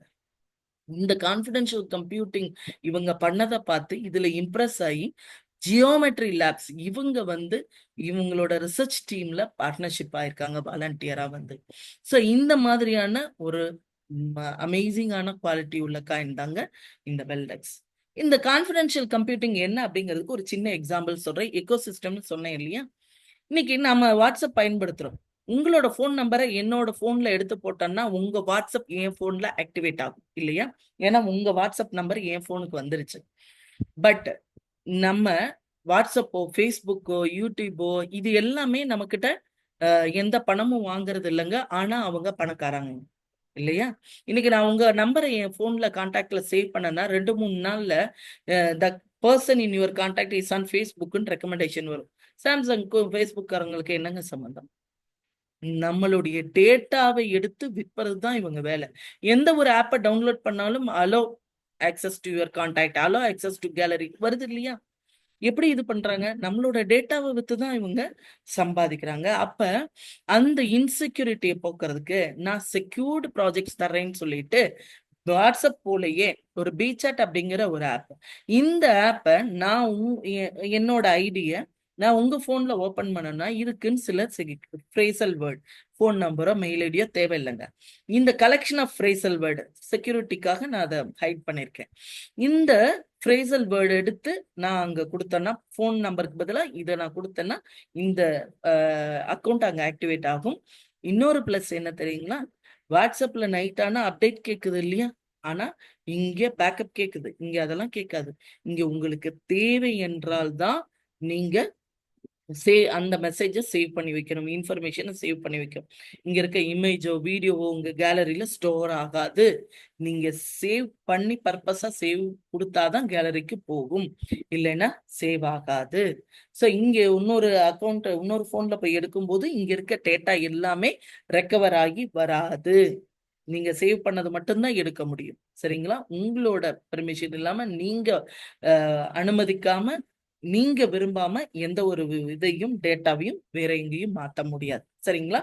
சோ இதே மாதிரி இங்க இருக்க பி சாட்ல நான் கனெக்ட் ஆனோம், உங்க நம்பர் கிடைச்சதுன்னா நான் உங்களுக்கு வாட்ஸ்அப்ல ஹை மெசேஜ் போட்டுற முடியும் இல்லையா. பட் இந்த பி சாட் அக்கௌண்ட்ல நீங்க என்னோட கனெக்ட் ஆகணும்னா நான் என்னோட பி சாட் அக்கௌண்ட் ஐடி இதுதாங்க, போன் நம்பர் கிடையாது. இந்த ஐடி அட்ரஸ் இதை நான் கொடுத்து உங்களுக்கு ஹை மெசேஜ் போட்டு நீங்க அனுப்புற அந்த மெசேஜை நான் அக்செப்ட் பண்ணாதான் நம்ம ஃபர்தர் சேட் பண்ண முடியும், இல்லைன்னா கனெக்ட் ஆக முடியாது. மேற்கொண்டு இங்க இன்பில்ட் வேலட்டும் கொடுக்குறாங்க, காயினை ஹோல்ட் பண்றதுக்கான வேலட். அப்ப எல்லா செக்யூரிட்டி சர்வீஸ் எனக்கு தேவையான பிரைவசி எல்லாமே இங்க கொடுக்கும்போது இப்போ நாம பயன்படுத்துறோம்னு வச்சுக்கோங்களேன் இந்த பைசாட்டை. இதுக்கு நம்ம டேட்டா எதுவும் வாங்கல, அதுக்கு பதிலா ஒரு மாசம் 2 பெல்டெக்ஸோ 3 பெல்டெக்ஸோ கட்டுன்னு சொல்றாங்கன்னு வச்சுக்கோங்களேன். கிட்டத்தட்ட 1 கோடி பேர் இந்த ப்ராஜெக்டை பயன்படுத்தி மாசம் 3 பெல்டெக்ஸ் கட்டுறாங்கன்னா 3 கோடி பெல்டெக்ஸ் மாசம் மாசம் ரொட்டேஷன் ஆகுமா? அப்ப பையிங் செல்லிங் கூடி டிமாண்ட் கூடுமா? இது மாதிரி 5 ப்ராஜெக்ட் லான்ச்சுக்கு இப்ப தயாரா இருக்குங்க. ஒரு ப்ராஜெக்ட் கெட்டிங் ரெடி, மொத்தம் 6 ப்ராஜெக்ட் இப்போதைக்கு.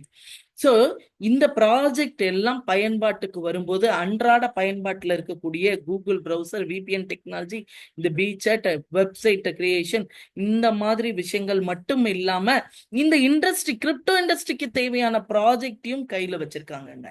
அப்ப இதனோட பயன்பாடு கூடும்போது டிமாண்ட் எப்படி இருக்கும், வேல்யூ எப்படி இருக்கும், நீங்களே பார்த்துக்கங்க.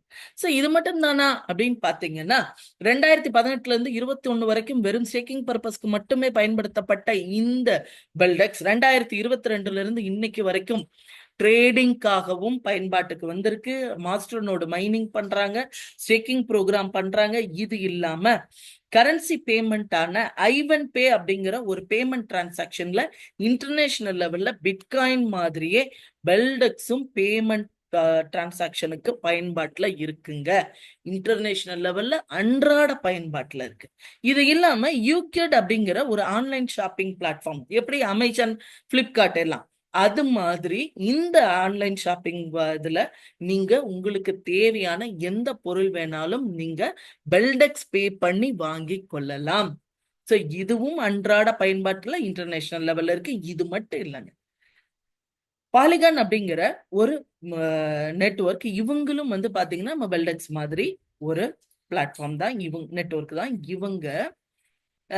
இவங்களுடைய தேவைக்கு பெல்டெக்ஸ் வந்து பிரைவசி புரோட்டோகால் அப்படிங்கிற ப்ராஜெக்டை அந்த பாலிகான் யூசருக்காக, அந்த நெட்வொர்க் யூசருக்காக பண்ணி கொடுத்துருக்காங்க. அப்ப இவங்களோட காம்படிட்டாருக்கு தேவையான ப்ராஜெக்ட் கூட இவங்க பண்ணி கொடுக்குற அளவுக்கு அவங்க பயங்கரமா வளர்ந்து நிக்கிறாங்கங்க. சோ அப்படிப்பட்ட இந்த பெல்டெக்ஸ எங்க வாங்கலாம் அப்படின்னு பாத்தீங்கன்னா, சென்ட்ரலைஸ்ட் எக்ஸ்சேஞ்ச், டீசென்ட்ரலைஸ்ட் எக்ஸ்சேஞ்சுன்னு நிறைய இருக்குங்க. நான் சொன்னேன் இல்லையா, இந்த காயின் வாங்கி விற்கிற இடத்துக்கு பேரு தான், ஆன்லைன்ல இருக்கக்கூடிய அந்த சந்தைக்கு பேரு தான் எக்ஸ்சேஞ்ச் அப்படின்னு. இதுல சென்ட்ரலைஸ்ட் எக்ஸ்சேஞ்ச், டீசென்ட்ரலைஸ்ட் எக்ஸ்சேஞ்ச் 2 விதங்கள் இருக்கு. இதுலயும் ரெண்டுலயுமே வந்து பாத்தீங்கன்னா கிட்டத்தட்ட 8-10 எக்ஸ்சேஞ்சஸ்ல லிஸ்ட் ஆயிட்டு இருக்குங்க. இன்னைக்கு வேர்ல்டு டாப் மோஸ்ட் எக்ஸ்சேஞ்சான பைனான்ஸ்லயும் வெரி சூன் லான்ச் பண்ண போறாங்க. அந்த பைனான்ஸ் நாமினேஷன் ஓட்டிங் பண்ணதுல பெல்டெக்ஸ் தான் நம்பர் 1. இது வரைக்கும் டாஜ் காயினுக்கு தான் அந்த அதிகமான நாமினேஷன் ஓட்டு வந்தது. அந்த டாஜ் காயினோட ரெக்கார்டை முறியடிச்சு பெல்டெக்ஸ் அதிகப்படியான ஓட்டுகள் வாங்கி இன்னைக்கு முன்னணியில இருக்குங்க. Very soon going to be listed in Binance exchange. அடுத்ததா வந்து பாத்தீங்கன்னா, இந்த இப்படி இவ்வளவு அருமையான ஒரு நல்ல குவாலிஃபைடான இந்த மாதிரியான ஒரு ப்ராடக்ட, ஒரு ப்ராஜெக்ட்ஸ் 6 ப்ராஜெக்ட்ஸை கொடுத்து இந்த காயினை உருவாக்குனவங்க யாருன்னா, இந்த கம்பெனி பேரு bell crypto global exchanges Hong Kong limited. இவங்களோட ரெஜிஸ்ட்ரேஷன் ஆஃபீஸ் இதுதாங்க, அட்ரஸ் இதுங்க, எங்களோட ரெஜிஸ்ட்ரேஷன் நம்பர். இவங்களோட சிஸ்டர் கன்சர்ன் தான் ஆர்மன். நான் பார்த்தேன், சொன்னேன் இல்லையா முதல்ல, ஆர்மன்ல ஸ்டேக்கிங் ப்ரோக்ராம். இப்ப ஆர்மன் இதுதான். இந்த ஆர்மன் எப்படி உருவாச்சு? இந்த இண்டஸ்ட்ரிக்கு பெல் கிரிப்டோ 2015 வந்துட்டாங்க. வந்தவங்க டைவர்சிஃபைடு இன்வெஸ்ட்மெண்ட்டாக ஒரு காயினை உருவாக்குறதுக்கு தேவையான ஃபண்டிங், உருவாக்குன காயினை மார்க்கெட் பண்றதுக்கு தேவையான funding, pool mining, master node mining, pool trading, இப்படி டைவர்சிஃபைடு இன்வெஸ்ட்மெண்ட் நிறைய பண்ணிட்டு இருந்தவங்க இந்த இண்டஸ்ட்ரி பத்தின அவேர்னஸ் பீப்புளுக்கு ரொம்ப கம்மியா இருக்குன்னு உணர்ந்தாங்க. அப்ப அந்த அவேர்னஸ் உருவாக்கணுங்கிற நோக்கத்துக்காக அவங்க உருவாக்குனதுதான் ஆர்மன். அப்ப ஆர்மனோட மிஷன் அண்ட் விஷன் என்ன அப்படின்னு பாத்தீங்கன்னா, இண்டஸ்ட்ரி பத்தின அவேர்னஸ் இல்லாத பீப்புளையும் இண்டஸ்ட்ரியில இருக்கக்கூடிய பெஸ்ட் ப்ராஜெக்டும் இணைக்கக்கூடிய மீடியம் தான் இந்த ஆர்மன். இப்ப இந்த ஆர்மன் நமக்கு எத்தனை ப்ராஜெக்ட் பண்ணிருக்காங்க சோஃபார் அப்படின்னு பாத்தீங்கன்னா, இன்னைக்கு வேர்ல்டு டாப் மோஸ்டா 95 லட்சம், கிட்டத்தட்ட 1 கோடியை நெருங்கி ட்ரேட் ஆயிட்டு இருக்க அந்த பிட்காயினை 2016 இருந்து 2018 மிட் வரைக்கும் ப்ரொமோட் பண்ணது ஆர்மன். அதன் பிறகு இப்ப வரைக்கும் 2018 இருந்து பெல்டெக்ஸ் எடுத்து சக்சஸ்ஃபுல்லா 10வது ஆண்டு காலமாக இந்த இண்டஸ்ட்ரியில ஸ்டாண்ட் பண்ணி நிக்கிறாங்க. சோ இந்த ஆர்மன் நமக்கு என்ன மாதிரியான பெனிஃபிட் கொடுக்கறாங்க? இந்த இண்டஸ்ட்ரியில 3 வகையில வருமானம்: மைனிங், ட்ரேடிங், ஸ்டேக்கிங். மைனிங் அப்படிங்கிறது ஒரு இன்ஸ்ட்ருமெண்ட் வச்சு பவர் சப்ளை வேணும். ஸோ அதுக்கு அந்த பூல் மைனிங் பண்ணும்போது பெனிஃபிட் இருக்கும். ஒரு சிங்கிள் இது மட்டும் கம்மியா போட்டோம்னா பவர் சப்ளைக்கும் வர்ற பெனிஃபிட்டுக்கும் சரியா போயிடும். அதே மாதிரி மெஷின் ஒர்க் இல்லையா, kinetic energy converted into heat energy, pollution control, இப்படி நிறைய விஷயங்கள் இதுல இருக்கு. ஸோ மைனிங் அப்படிங்கிறது நம்ம மெயின்டைன் பண்ண தெரியணும். இப்போதைக்கு அது தெரியாதனால அதை விட்டுருவோம். ட்ரேடிங் என்னதான் குறைஞ்சா ஏறும், ஏறுனா குறையும் சொன்னாலும் எமோஷனல்ல நம்ம என்ன பண்ணுவோம், விலை குறைஞ்சா பயத்துல வித்துருவோம். திரும்ப விலை ஏறுச்சுன்னா பயத்துல திரும்ப அதிகப்படியான பணத்தை போட்டு வாங்குவோம். யாருக்கு நஷ்டம்?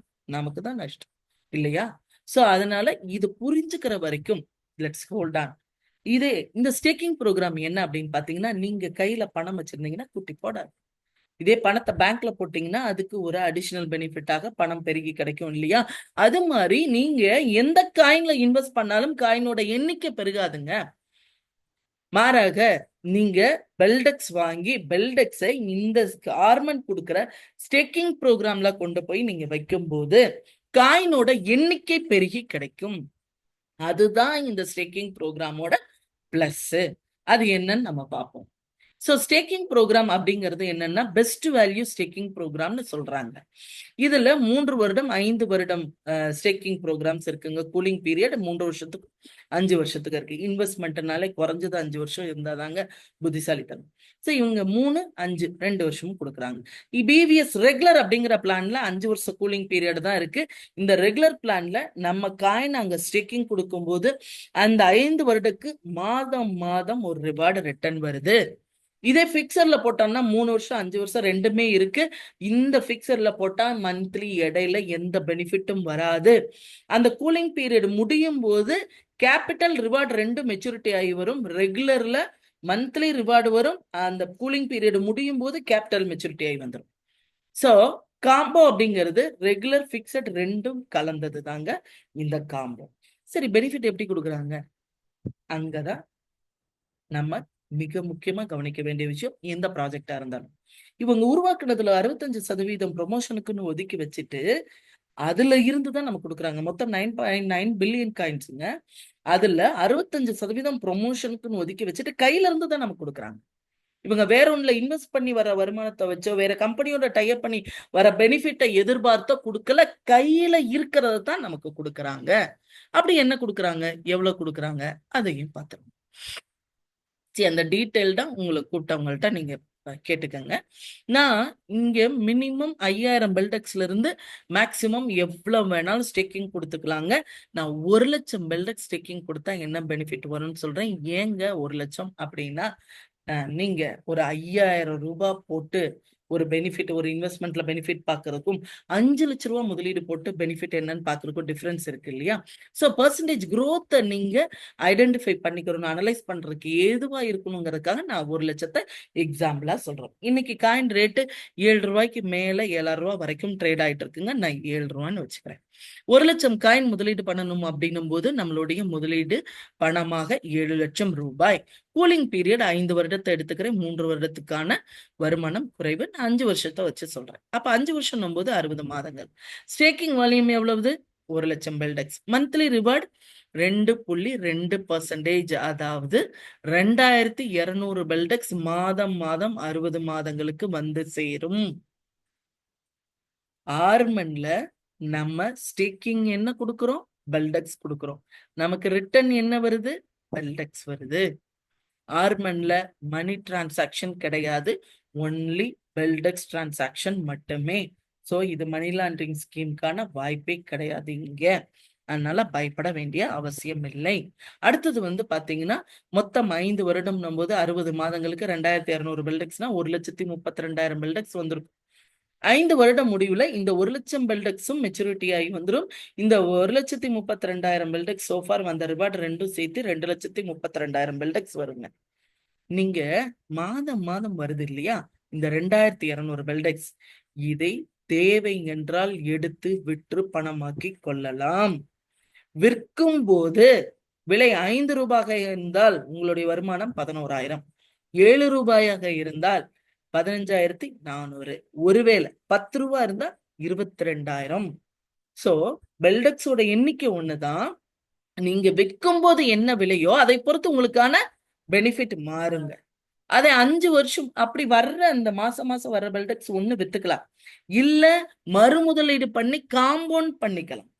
இப்ப இந்த 2200 ரீஇன்வெஸ்ட் பண்ணீங்கன்னா 1 லட்சம் என்பது 1,02,200 மாறி அடுத்த மாதத்துல இருந்து 1,02,200க்கான ரிட்டர்ன் வரும். அந்த மாதிரி காம்பவுண்ட் பண்ணிக்கலாம்.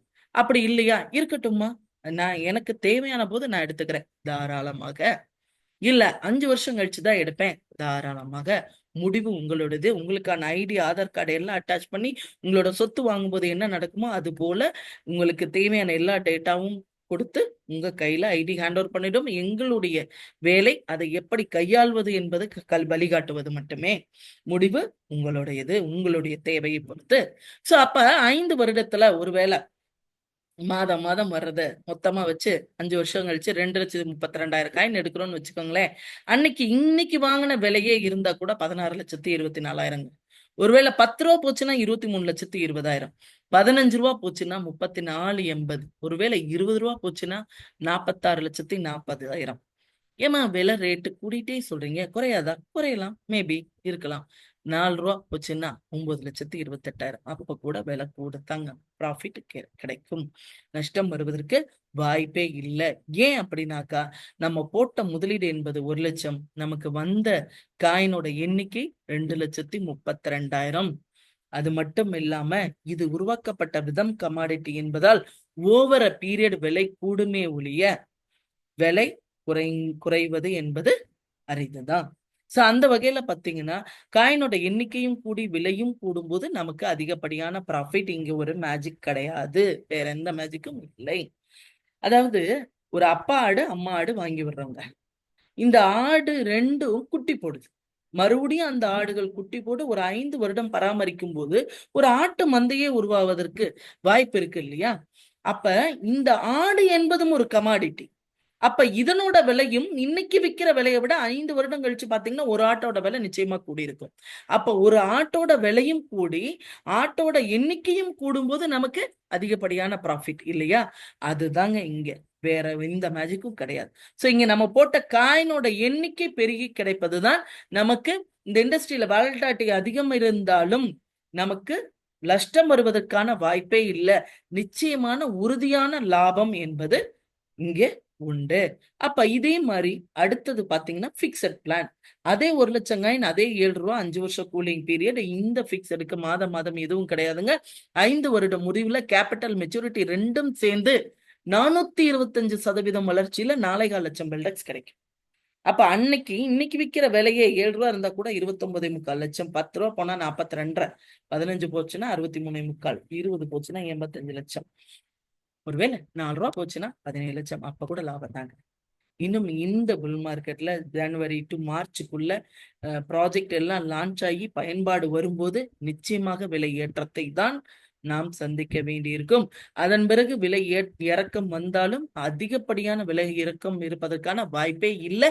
ஏன்னா காயினோட பயன்பாடு இருப்பதனால். அடுத்து காம்போ அப்படிங்கிற ஒரு பிளான்.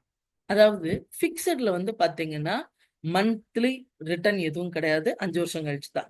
ரெகுலர்ல பாத்தீங்கன்னா அந்த 2,200 பெல்டெக்ஸ 5ஆம் தேதி, 15ஆம் தேதி, 25ஆம் தேதின்னு 3 தேதிக்கு ஈக்குவலா டிவைட் பண்ணி தருவாங்க. அப்ப ஒரு மாசத்துல 3 நாள் ரிட்டர்ன் வரதை நம்ம செக் பண்ணிக்கலாம் இல்லையா? பிக்சட்ல போட்டோம்னா மாசம் மாசம் நமக்கு வர்றதை பார்க்க முடியாது. புதுசா 6 மணிக்கு வர்றவங்க கம்பெனி இருக்கா ஓடிட்டீங்கன்னா பயம் வரும். நாங்களே முதல் ஸ்டேக்கிங் போகும்போது கரெக்டா 9:30 முடிஞ்சுதான் வெயிட் பண்ணி அதை ஓபன் பண்ணி பார்த்துட்டு தான் தூங்குவோம். அடுத்து ஒரு காலகட்டத்துல அலாரம் வச்சு பார்க்க ஆரம்பிச்சோம். அதுக்கு அடுத்து பிக்சர்ல போட்டு விட ஆரம்பிச்சோம். சோ அந்த அண்டர்ஸ்டாண்டிங் வர்றதுக்கு ஒரு நாள் ஆகும். அப்ப ரெகுலர் ப்ரிஃபர் பண்ணுவோம். ரெகுலர்ல பாத்தீங்கன்னா 2,32,000 தான். பட் பிக்சர்ல 4,4 லட்சம் பெல்டெக்ஸ். அப்ப பெனிஃபிட் இதுல அதிகமா இருக்கே அப்படின்னு யோசிச்சீங்கன்னா மந்த்லி ரிட்டர்னையும் பார்க்கணும், பெனிஃபிட்டும் அதிகமா வேணும்னு விரும்புறவங்களுக்காக தான் இந்த அமேசிங்கான காம்போ பிளான். அதே 1 லட்சம் பெல்டெக்ஸ், அதே 7 ரூபா, 5 வருஷம் கூலிங் பீரியட், 1 லட்சம் பெல்டெக்ஸ் என்பது ரெகுலர் பிக்சட் என்பதற்கு ஈக்குவலாக பிரித்து கொண்டு 50,000 பெல்டெக்ஸ் ரெகுலர்லயும் 50,000 பிக்சர்லயும் பிரிச்சிருவாங்க. இந்த 50,000 ரெகுலருக்கு 3% பர் மந்த் வரும். ஆக 1,500 பெல்டெக்ஸ். 5 வருஷத்துக்கு 60 மாதங்கள், கிட்டத்தட்ட 90,000 பெல்டெக்ஸ் வரும். அப்ப 5 வருஷம் முடிவுல இந்த 50,000 மெச்சூரிட்டி ஆகி வரும் இல்லையா? அங்கேயும் மாதம் மாதம் வர்றதை அன்னைக்கு விலை என்னவோ அதை எடுத்து விற்று பணமாக்கி கொள்ளலாம், இல்லையா காம்பவுண்ட் பண்ணிக்கலாம், இல்லையா 5 வருடம் முடிவுல மொத்தமா எடுத்துக்கலாம். இது பிக்சட் வந்து பாத்தீங்கன்னா 50,000 பெல்டெக்ஸ் மந்த்லி ரிட்டர்ன் கிடையாது. பட் 400% குரோத்ல 2 லட்சம் காயினாக கிடைக்கும். அப்ப டோட்டல் 140 + 2 3,40,000 கிடைக்குங்க. இங்க இந்த ரெகுலர்ல பாத்தீங்கன்னா இந்த 1,500 பெல்டெக்ஸ் மாசம் மாசம் எடுத்து வித்துட்டா கூட 5 வருஷம் முடிவுல இந்த 50,000 கேபிட்டல் வரும். இந்த பிக்சட்ல இருக்கிற 2 லட்சம் மெச்சூரிட்டி, இது ரெண்டு சேர்த்தா கூட 2.5 லட்சம் காயினுங்க. அப்ப கூட மாசம் மாசம் வரதை எடுத்துட்டா கூட மெச்சூரிட்டி மட்டுமே 2.5 லட்சம், நீங்க போட்டது 1 லட்சம் தான், 1.5 லட்சம் காயின் எக்ஸஸா நமக்கு வருது. இங்க ஏதாவது நஷ்டம் வர்றதுக்கு வாய்ப்பு இருக்கா? வாய்ப்பே இல்லை.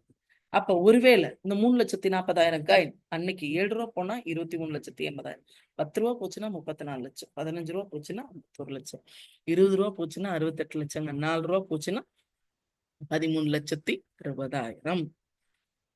சரி, இப்ப இந்த பிளான ஒரு சின்ன கம்பாரிசன் 3 இயர்ஸ் 5 இயர்ஸ்க்கு பெனிஃபிட் எப்படி இருக்குன்னு நான் காமிச்சறேன். இதே 1 லட்சம் பெல்டெக்ஸ் 3 வருஷத்துக்கு என்ன, 5 வருஷத்துக்கு என்ன, ரெகுலர் 3 இயர்ஸ்க்கு கிடையாது. பட் இந்த 1 லட்சம் 5 வருஷத்துக்கு பாத்தீங்கன்னா 2,32,000 கிடைக்கும். இதே பிக்சட் 1 லட்சம் காயின் 3 இயர்ஸ்ல 2.5 லட்சமும் 5 வருஷத்துல 2 வருஷம் கேப் தான் ஓடிடும், 4,4 லட்சம் பில்டெக்ஸும் கிடைக்கும். இதே 3 இயர்ஸ் காம்போவுக்கு 2,22,000 காயினும் 5 இயர்ஸ்க்கு 3,40,000 காயினும் கிடைக்கும். ஒரு சின்ன உங்களுக்கு ஐடியாவுக்காக இந்த கம்பேரிசன். நீங்க எது வேணுமோ அதை சூஸ் பண்ணிக்கலாம். இது இல்லாம இன்னொரு பிளான் இருக்குங்க. இந்த மாத கடைசியோட இது முடியுது. அஷ்யூர்ட் ரிட்டர்ன் பிளான் அப்படின்னு சொல்லுவாங்க. அதாவது எனக்கு இந்த ரேட் ஏற்றம் இறக்கம்லாம் வேணாம்ப்பா, நான் பணம் கொடுக்குறேன், எனக்கு பிக்சடா மாசம் இவ்வளவு ரிட்டர்ன் வருமா சொல்லுங்க அப்படின்னு கேட்டீங்கன்னா உங்களுக்கானதுதான் இந்த பிளான். இதுல வந்து பாத்தீங்க அப்படின்னாக்கா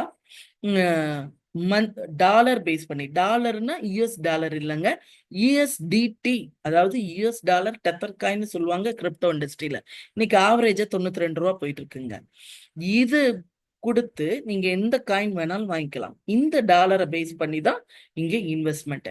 இந்த இன்வெஸ்ட்மெண்ட்ல ரிட்டர்ன் வந்து பாத்தீங்கன்னா கேபிட்டல் ரிவார்டு ரெண்டும் சேர்ந்து வருது. 5 வருஷம் கழிச்சு நமக்கு எந்த மெச்சூரிட்டியும் கிடைக்காது. இப்ப அதை ஒரு டீட்டெயில்டா அடுத்த ஸ்லைட்ல காமிக்கிறேன். சின்ன இது மட்டும் சொல்லிடுறேன். இப்ப $200 போட்டோம்னா மாசம் 4%, அப்ப டோட்டலா 5 வருஷத்துல $480 வரும். $500 போட்டோம்னா 4.25%, 5 வருஷத்துல $1,275 வரும். $1,000 இன்வெஸ்ட் பண்ணோம்னா 4.5%, மாசம் $45, அதாவது 5 வருஷத்துக்கு மொத்தம் $2,700. இதே $2,000 போட்டோம்னா மந்த்லி 4.75%, 5 வருஷத்துக்கு மொத்தம் $5,700 வரும். $5,000 போட்டோம்னா 5%, மாசம் கிட்டத்தட்ட 22,000-23,000 வருங்க. $250, 5 வருஷத்துக்கு மொத்தம் $15,000 வரும். இதே $10,000 போட்டோம்னா மாசம் 5.1%, மாசம் கிட்டத்தட்ட 43-44 ரூபா வருங்க. 5 வருஷம் முடிவுல மொத்தம் $30,600 வரும். ஒரு எக்ஸாம்பிள் சொல்றேன். இந்த விபிஎஸ் பிளானையும் அஷ்யூர்ட் ரிட்டர்ன் பிளானையும் கம்பேர் பண்ணி, இப்ப அஷ்யூர்ட் ரிட்டர்ன் பிளான்ல ஒரு $5,000 கம்பேரிசன் வச்சுக்கோ. $5,000 92 ரூபா ஒரு டாலரோட விலை. அப்ப 4,60,000 நம்ம முதலீடு. அப்ப $5,000 மந்த்லி 5% கேபிட்டல் ரிவார்டு ரெண்டும் சேர்ந்து, அப்ப மாசம் $250, கிட்டத்தட்ட 23,000 ரூபாய். அப்ப 23,000 ரூபாய்க்கு சமமான ரிட்டர்ன் வரும். அதாவது இந்த மாசத்துல 20ஆம் தேதி ஒரே நல்ல ரிட்டர்ன் வந்துருங்க. இன்னைக்கு காயின் ரேட்டு 20ஆம் தேதி 7 ரூபா போகுதுன்னா உங்களுக்கு 3,285.714 பெல்டெக்ஸ் வரும். இதையும் 7ஐயும் மல்டிபிள் பண்ணீங்கன்னா 23,000.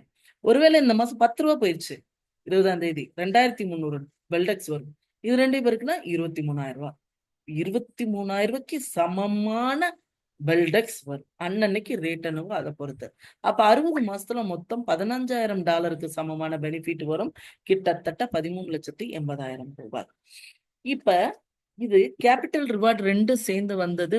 5 வருஷம் முடிவுல ஒண்ணுமே இருக்காது சொன்னோம் இல்லையா? அப்ப ஜஸ்ட் வந்துட்டே இருந்தது, ஸ்டாப் பண்ணா நமக்கு ஒரு மாதிரி இருக்கும். அப்ப என்ன சஜஷன் கொடுக்குறாங்கன்னா, ஒரு 25,000 அடிஷனலா வாங்கி பிக்சர்ல போட்டுக்கிட்டீங்கன்னா 5 வருஷம் முடியும் போது 1 லட்சம் பெல்டெக்ஸ் கிடைக்கும். அன்னைக்கு 10 ரூபா போனா 10 லட்சம், 20 ரூபா போச்சுன்னா 20 லட்சம். சோ இது உங்களுடைய தேவைக்கு நீங்க பயன்படுத்திக்கலாம். இதே பிவிஎஸ் பிளான் எடுத்துக்கிட்டீங்கன்னா 1 லட்சம் பெல்டெக்ஸ் போட்டான்னா மந்த்லி 2,200 பெல்டெக்ஸ். நான் சொன்னேன் இல்லையா, எடுத்து விற்கும் போது 5 ரூபா போனா 11,000, 7 ரூபா போனா 15,400, 10 ரூபா போச்சுன்னா 22,000. இங்க நம்பர் ஆஃப் பெல்டெக்ஸ் பிக்சடா வரும், இங்க ப்ராஃபிட் பிக்சடா இருக்கும். இங்க ரேட்டு கூட கூட காயினோட ரேட்டு கூட கூட நமக்கான ப்ராஃபிட் கூடுது இல்லையா? இங்க ரேட்டு கூடுனாலும் இறங்குனாலும் ப்ராஃபிட் வந்து பிக்சடா இருக்கும். இதுதான் இது ரெண்டுக்கும் உள்ள டிஃபரன்ஸ். இப்ப அசெட் அக்குமுலேஷன் பண்ணணும்னு நினைக்கிறவங்க இந்த பிளானை தான் ப்ரிஃபர் பண்ணலாம். இதுலயும் காம்போ பிளான் பெஸ்டா இருக்குங்க. இது இல்லாம 5 வருஷம் கழிச்சு கேபிட்டல் மெச்சூரிட்டியும் நமக்கு வந்துடும். சரிங்களா? சோ இது உங்களுடைய ஒரு அனாலிசிஸ்க்காக.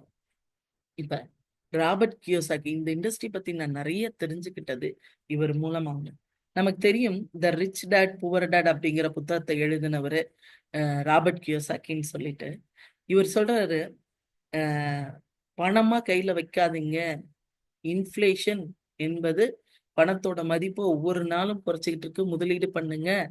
அப்படி முதலீடு பண்ணணும்னா கோல்டு, சில்வர், பிட்காயின் மூணுலயும் முதலீடு பண்ணுங்கன்னு ட்விட்டர்ல ஃப்ரீக்வெண்டா மெசேஜஸ் போட்டுக்கிட்டே இருக்காரு.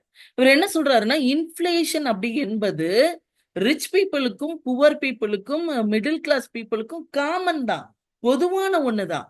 ஆனா பொதுவாக இருந்தாலும் இந்த இன்ஃப்ளேஷன் தாக்கத்துல ரிச் பீப்புள் மட்டும் ரிச்சா மாறுறாங்க. ஆனா poor people and middle class people இன்னும் கொஞ்சம் புவரா போறாங்களே, ஏன் அப்படின்னு சொல்லி பார்த்தோம்னா அவர் என்ன சொல்றாரு, poor and middle people work for and save dollars. இதே ரிச் பீப்புள் என்ன பண்றாங்க, rich work for and save gold, silver, bitcoin. புத்திசாலித்தனம் எது? Savers are losers. So investment தான் புத்திசாலித்தனம். அப்படி இன்வெஸ்ட் பண்ணும்போது எதுல பண்ண சொல்றாரு? Gold, silver and bitcoin. Confidence comes from discipline and training. இத பத்தின நாலேஜ், உண்மையிலே அது உண்மைதாங்க இந்த வார்த்தை. நான் இந்த ட்ரைனிங்ஸ் அண்ட் ரீடிங் எல்லாம் நிறைய எடுத்துக்கிட்டது மூலமா தான் என்னால இந்த நாலேஜ் கெயின் பண்ணிக்க முடிஞ்சிச்சு. ஸோ நீங்க கஷ்டப்பட்டு சம்பாதிக்கிற பணம் மதிப்பை இழந்துகிட்டே இருக்கு. கையில பணமா வச்சிருக்காதீங்க, ஒண்ணுல முதலீடு பண்ணுங்க. அப்படி முதலீடு பண்ணும்போது எதுல அதிகப்படியான ப்ராஃபிட் வருதோ அதுல முதலீடு பண்ணுங்க. அந்த வகையில பாத்தீங்கன்னா இன்னைக்கு வளரும் துறையான கிரிப்டோல முதலீடு பண்ணுவதுதான் புத்திசாலித்தனம். அந்த கிரிப்டோல பாத்தீங்கன்னா ரேட் ஹை பிளக்சுவேஷன் இருக்கிறதுனால ஒரு பயம் இருக்கிறது. இந்த பயம் தேவையில்லை. உங்களுக்கு அஷ்யூர்டு ப்ராஃபிட் கொடுக்கக்கூடிய பெல்டெக்ஸ் தரக்கூடிய ஆர்மன் தரக்கூடிய பெல்டெக்ஸ் ஸ்டேக்கிங் ப்ரோக்ராம்குள்ள வரும்போது காயினோட எண்ணிக்கை பெருகி கிடைக்கிறதுனால நிச்சயிக்கப்பட்ட உறுதியான லாபம் நமக்கு கிடைக்கும். நஷ்டம் வருவதற்கான பயமே இல்ல. இந்த கம்பெனி 10வது வருடமாக நிக்கிறாங்க. எப்படி ரிட்டர்ன் கொடுக்குறாங்க அப்படிங்கறத பொறுத்துதான் இந்த கம்பெனியோட ஸ்டாண்ட். நான் 4 வருடங்களுக்கு முன்னாடி வரும்போது ஒரு வருஷத்துக்கு ஒரு வருஷத்துல டபுள் ஆச்சுங்க. அடுத்து 1.5 வருஷத்துல டபுள் ஆச்சு. அடுத்து 1.5 வருஷத்துக்கு 35%, அப்புறம் மாசம் 3%, இன்னைக்கு மாசம் 2% பெனிஃபிட் குறைக்கிறாங்க.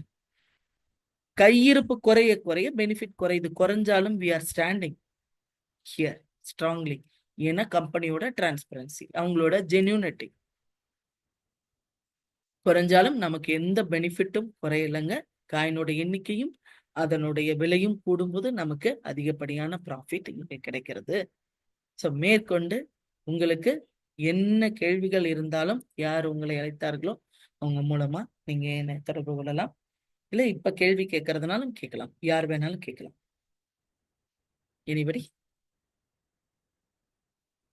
சாந்தாராம் சார், சியோமி யாரு? நஸ்ரீன், சதாம்?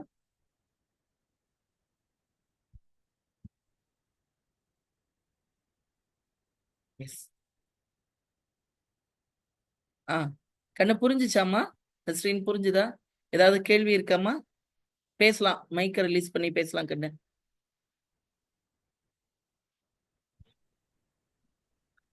இல்ல, மினிமம் இன்வெஸ்ட் எல்லாம் எப்படி? மினிமம் இன்வெஸ்ட்மெண்ட் 5000 பெல்டெக்ஸ் கண்ணு. ஓகே. பெல்டெக்ஸ் அது வந்து இன்னைக்கு ரேட்டு 7 ரூபா 30 பைசா கிட்ட போய்கிட்டு இருக்கு, 20 பைசா அந்த ரேஞ்சில் போயிட்டு இருக்கு. இது ஜாஸ்தியா ஃபீல் பண்ணீங்கன்னா அந்த டாலர் பிளான் இருக்கு இல்லையா, $200 மினிமம் 18,400 வரும், அந்த ரேஞ்சில் வரும். ஸோ அந்த பிளான் நம்ம எடுத்துக்கலாம். அதுல போட்டு நீங்க ஏர்ன் பண்றது மூலமா அசெட் அக்குமுலேட் பண்ணிக்கலாம்.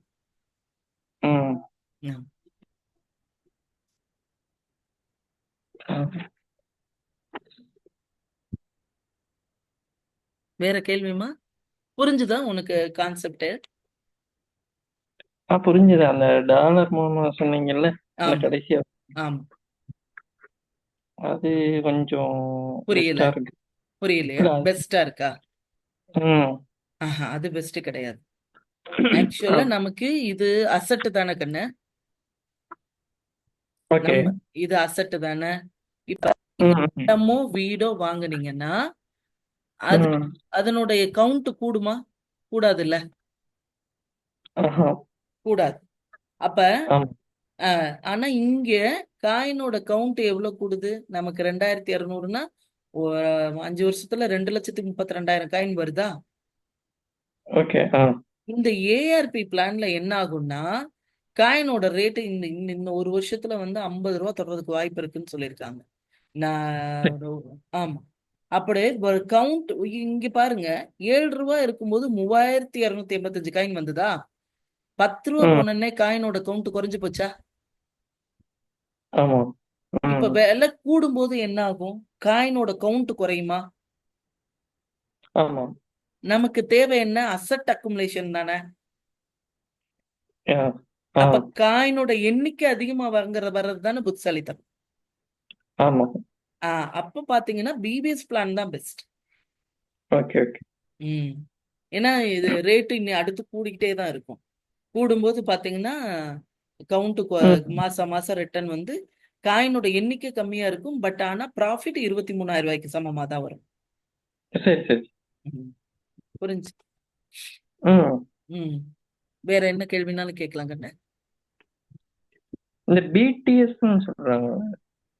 பிடிஎஸ் ம். இந்த பைனான்ஸ்ன்னு சொல்லிட்டு ஒண்ணு, ஆமா பைனான்ஸ். அது எப்படி? பைனான்ஸ் அப்படிங்கறது நான் சொன்னேன் இல்லையா, காயின் வாங்க விக்கிறதுக்கான ஒரு சந்தை இருக்குன்னு சொன்னேன் இல்லையா, ஆன்லைன் ம், எக்ஸ்சேஞ்ச். அந்த இதுல ம். பாத்தீங்கன்னா இந்த பைனான்ஸ் அப்படிங்கிறது வேர்ல்டு ஃபுல்லா இருக்கக்கூடிய டாப் மோஸ்ட் எக்ஸ்சேஞ்ச்ல நம்பர் 1. நம்ம ட்ரெஸ்ஸுக்கு ஒரு பிராண்டு, நம்ம வாட்சுக்கு ஒரு பிராண்டு இருக்கா? ஆமா. அந்த மாதிரி இந்த இண்டஸ்ட்ரியில பைனான்ஸ் அப்படிங்கிறது இந்த எக்ஸ்சேஞ்சஸ்ல ஒரு டாப் மோஸ்ட் பிராண்ட். சரி, சரி. ம்.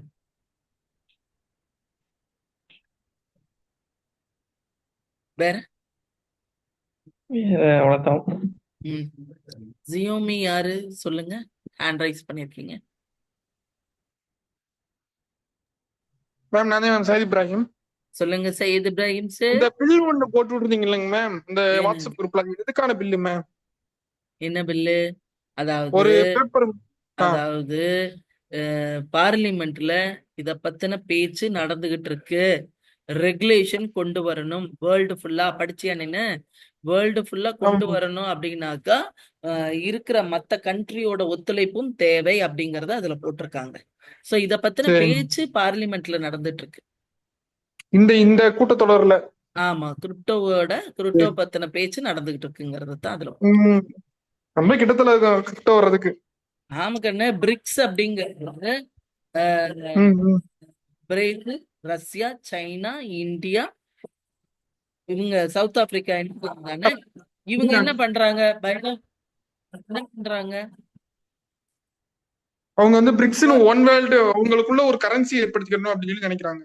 Common currency. கிரிப்டோக்கான ரெகுலேஷன் கொண்டு வரணும்னு இதுல கிட்டத்தட்ட 52 நாடுகள் வந்து உள்ள பார்ட்டிசிபேட் பண்றாங்க. சில ரெஜிஸ்ட்ரேஷனுக்கு வெயிட் பண்றாங்க, சில ரெஜிஸ்டர் பண்ணிருக்காங்க, இவங்களோட டிராவல் பண்ணிட்டு இருக்காங்க. சோ இந்த பிரிக்ஸ் வந்து வேர்ல்டு டிரான்சாக்ஷனுக்கு டாலர் பேஸ் பண்ணி நடக்கிற டிரான்சாக்ஷனை இது பண்ணிட்டு இது இவங்களுக்கான ஓன் டிஜிட்டல் கரன்சி ஒண்ணு கொண்டு வர போறேன்னு சொல்லியிருக்கு. So இதுல இந்தியா ஆல்சோ ஏ பார்ட்டிசிபென்ட். கரெக்டா? இந்தியா ஆல்சோ ஒரு பார்ட்டிசிபென்ட். கரெக்ட். அப்ப நம்ம ஆமா டிஜிட்டல் மேம். கரன்சி யூஸ் பண்ணி டிரான்சாக்ஷன் பண்ண போறோம் வேர்ல்டு ட்ரேடு. ஆல்ரெடி ம், ரஷ்யால நமக்கு தேவையான ஆயில் இந்த ரிலையன்ஸ் குரூப், அம்பானி குரூப் வந்து கிரிப்டோ கொடுத்து வாங்கிட்டு இருக்காங்க. ம். அதனால அதுக்கான பில். சரிங்க மேம். ஓகே.